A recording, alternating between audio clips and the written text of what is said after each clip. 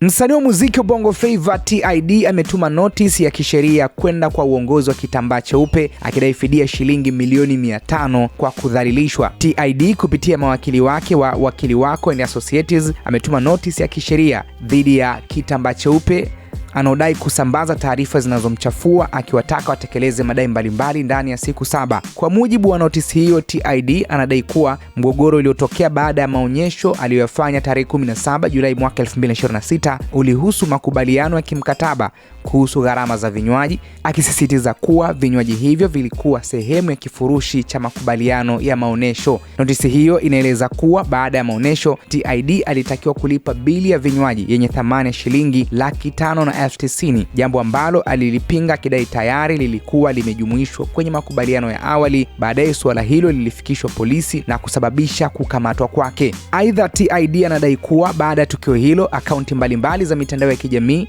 zilichapisha taarifa zilizomuonyesha kama mtu aliyekataa kulipa bili ya vinywaji, hali ambayo anasema imeharibu sifa yake, biashara na hadhi yake mbele ya jamii.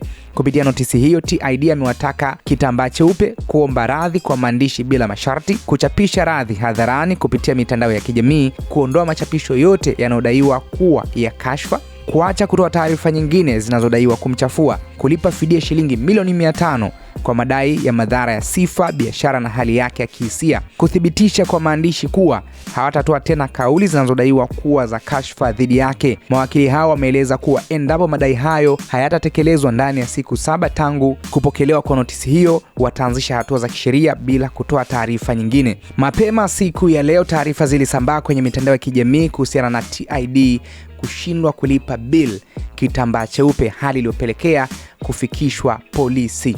Inasemekana kuwa alitumbuiza hapo Kitambaa Cheupe, kama taarifa yake ya notice inavyosema kwamba alitumbuiza katika maonesho yake, na yeye anasema kifurushi alichokuwa amekitumia kipo ndani ya makubaliano. Maoni yako ni yapi? Yaweke kwenye uwanja wa comment. Usisahau kusubscribe, bonyeza alama ya kengele uwe wa kwanza kupata taarifa zetu mbalimbali. Mimi ni Sadi TZ, hii ni Simulizi na Sauti.